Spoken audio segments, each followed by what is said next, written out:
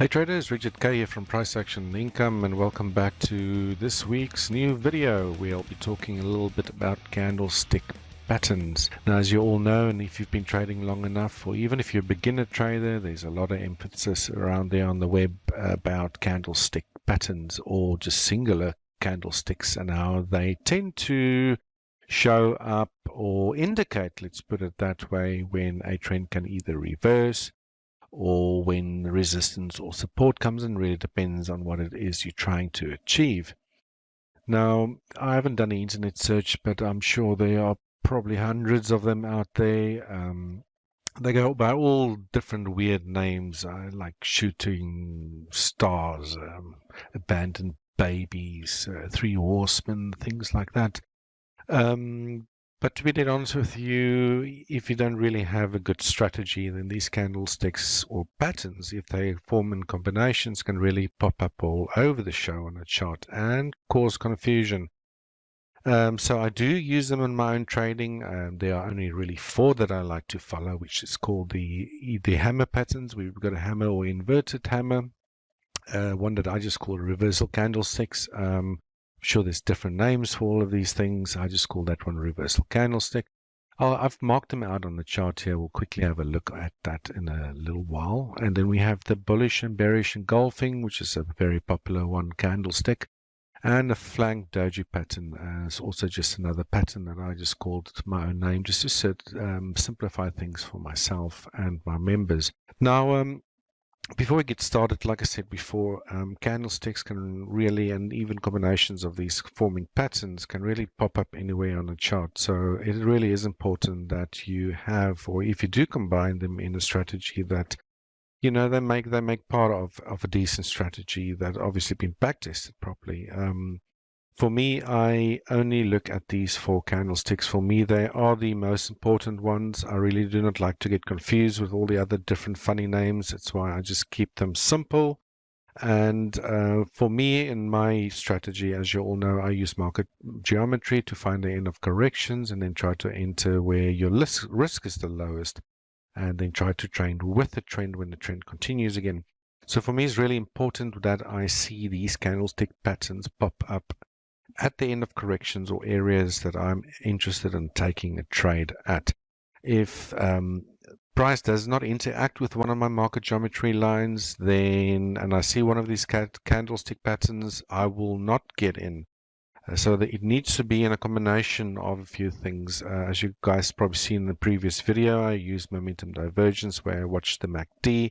That's actually one of my entry conditions that I follow at an area or a level that I want to trade from. And this is where the candlestick patterns, or just these four that I actually follow, also come in. They actually make part of my entry conditions. So if I do not see a combination of MACD, momentum divergence, or one of these candlestick patterns pop up at the end of a correction where I'm interested in trading at, then I simply will not take the trade. Okay, guys, so I've marked out with these numbers, and they correlate to the hammers, inverters, hammers, the reversal candlesticks, the bullish or bearish engulfing patterns, and a flank doji pattern. This could really be on any chart. I just chose to use the 4-hour. Just pulled up a chart on the Australian dollar, Swiss franc, and this here marked a few of them correlating to important turns in the market. So let's quickly have a look at the hammer pattern. Now, hammers are called that because they really just look like an old hammer. They look like an old woodworker's hammer wood. You know, if you have those old wood hammers that they used to chisel with. It's basically defined by a candle that's got a very small body. In this case, this would probably classify as a hammer pattern, because it's got a small body and a long wick, which for the hammer's case would look then like some sort of hammer or a handle of a hammer. There's a lot of traders or purists on the candlestick side of things that will tell you that a proper hammer should not have any sort of wick above or below, but when we do deal with trading in reality, then there for me, I can give a little bit of leeway of a tick or so. So they're probably not the best example there, but nonetheless, it appeared here at this little move and price turned lower. Then we have another one here which looks like a hammer as well. In this case it was a market start turning down, it was at a high, and then price starting turning lower. So again guys, it's just a shape that's why they refer to a hammer. It looks like a little hammer. Then we have what is called, let me just get that label right, what I call the flank doji pattern. And although this wasn't at the area that I would have traded, I'm just showing you this as an example, guys. And what a flank doji really means in my terms is that there's a little doji type of candle in the middle that are flanked by two candles prior to this and after the doji pattern that move in opposite directions. So let's say, for example, the market was coming up here. I couldn't really find some great flank doji pattern somewhere else. So I'm just going to use this as an example. Let's say the market was moving up and you were looking in an area to short this. And you've seen this pattern appear. In this case, it would have had a bearish outcome, which what you'd be looking for. You'll have a bullish candle or a green bar, followed by Doji, which in many cases will just indicate indecision in the market. And then directly after that, we have a red candle going the opposite direction. So this is actually a pattern, a very strong pattern that I tend to follow. It's one of the patterns that I really like seeing at the end of corrections when I use market geometry. So a very strong pattern to have a look at. Again, guys, some of the purists out there would probably say that the doji shouldn't have any body. But for me, that's close enough. This is reality that we're dealing with. If you would have to wait for picture-perfect formations all the time, you'll probably get really confused. Let's have a look at a few more. This one is one I see probably the most. I just call it a reversal pattern or reversal candlestick. It's a singular candle, sorry guys, not a pattern. And they tend to appear also at the end of moves. It also really depends on what time frame you're looking at, because obviously we're looking at a 4-hour. If you're looking at a daily sort of time frame, maybe this would have been an engulfing pattern, which we'll look a little bit at later. But for me, very simple. If market was coming down, again, this is just an example, guys. I didn't take a trade here. If I use market geometry and this candle did pop up, like I'll show you in a little bit later in an example, if this did pop up at the end of a market geometry line, then this would be one of the candlesticks that I'll use to enter. So here, guys, for me, in this case, a bullish scenario, a reversal candlestick would actually have a wick that probes below the previous bar and then reverses all the way to the upside. In this case, again, bullish. Quite often they'll have a long-ranging body with a very short wick on the top, which is also something to look out for. But quite importantly, I'd like to see this wick probe an area that exceeds the previous candle and then reverse to the upside. Again, guys, these sort of candlesticks can really appear all over the show. I mean, there's a little one over there. It was not at the end of the correction. So it really is, and I have to hammer it in your minds that I really want to see this at the end of corrections when I've identified an area zone with market geometry where I would like to trade from. All right, so then we also have, I've got a very cool example here of a engulfing pattern. A very familiar one, a lot of traders follow. An engulfing pattern is called that because the bar that actually reverses, this case we had a move to the upside, it immediately reversed lower, and this whole candle's body, in this case the red body, engulfed and was much bigger than the previous candle where this move to the upside actually stopped, and price then immediately reversed lower. So this is a fantastic example of, obviously, just a bearish example of what an engulfing candle looked like. Again, just an example. I just marked them out on my chart. And what I really want to have you guys understand here is, like, for example, here you could have had an engulfing candle. But yes, we had 2 bars to the downside or 1 bar to the downside before a reversal happened. So it doesn't necessarily mean that once you've seen something like this, that price will immediately move low. And that's what I'm trying to mean here, is that you really need to wait and incorporate these candlesticks if you're incorporating it in your strategy that they need to appear at certain areas or levels that you want to be trading from.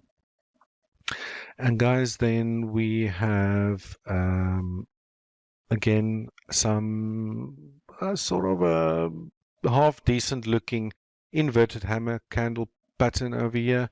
So a hammer would just basically look like a hammer that's been held to the upside, where inverted hammer would basically just be turned upside down. And this is the actual pattern where I just want to show you on the Australian dollar Swiss franc what I mean by actually only waiting for these candlesticks as entry confirmation once they actually reach the end of a correction with my market geometry. So this pattern might look quite confusing to the uninitiated or doesn't know about how patterns evolve. This was actually a pattern that we looked at, and this is what we'll call an ABCX ABC. So it is what is called a double zigzag. Let me just mark that out for you guys. And the double zigzag is basically just two ABCs that's linked together by what they call an X wave in Elliott wave terms. And as you all know, guys, I apply Elliott wave quite loosely to my analysis. Let me just get rid of that number 1 over there, and so we'll have what we call an ABC and another ABC. So it's just two ABCs that is joined together what they call by a WX wave. And the entire pattern is called a WXY wave. And like you all know, just knowing how patterns evolve, Elliott wave works really well with identifying what these patterns look like. But it can be quite difficult to trade it in real time. Mostly you'll have Elliotticians marking up their charts completely different from each other, so it can be quite subjective, and this is why I use market geometry. So even if you thought that this was an ABC that actually ended over there or there, who would have known? You probably wouldn't have taken this trade. You might have thought you missed this, but when it started moving lower again, then this would have been a great opportunity to identify that you are most likely dealing with. Let me just change that around to a shift pitchfork, that you are most properly dealing with a double zigzag if you had a bias that you were going to trade to the upside. And in this case, price also missed that there. And as I do teach my members, it's always a great idea to draw your market geometry. You are over your second ABC if you are dealing with a double zigzag, and this case is exactly where that market stopped at. We also had a not a very clear inverted hammer stick pattern there, but as you can see, price did end right at this low median line and reverse to the upside. And this is why it's also very important to use within your strategy, like I do, use a multiple time frame analysis. So if you do not see a reversal candlestick on a higher time frame like the 4-hour, that you at the minimum at least see it on a smaller time frame that's smaller than your operating time frame. In this case, I was using the 4 hours, my parent time frame, and then using smaller time frames to identify if I see any sort of reversals. And yeah, guys, let me just get rid of this line. You can see that price went through it a little bit, but it didn't manage to close below it. So this whole entire correction, it took quite a while to materialize, ended right at that. Let me just use this because it's changed the time frame. It ended right at this lower median line. Yes, it went up, it tested again, but this is an occasion where we had two different formations. If price would have hit here, I had momentum divergence. I have what I call the flank doji. Price went down. It had a little bit of a doji type of pattern, and immediately price reversed to the upside. So we have a down move, indecision, price going up. And there would have been a great time to enter into this trade. Even if you waited and came down again, we again here had what I just called a reversal candlestick pattern. When price probed below the previous candle, even if you entered here or here, in most cases, I would have just entered here because you might have missed this. Price could have just gone to the upside again. But in this case, also confirmation again, if you didn't enter here, or if you were late, that you should have entered into this trade. And guys, those are the 4 main types that I like to follow. Again, there are many out there. I remember when I started trading, I had books and PDF files with hundreds and hundreds of them. And believe me, it can get quite confusing. For me, is if you really break things down and simplify things and incorporate these candlestick patterns, because they are really important. A lot of traders do follow them. They do tend to tell their own story, because they can quite often tell you what's happening between your buyers and your sellers, because there's always a tussle and opinion about where the market should go up or down.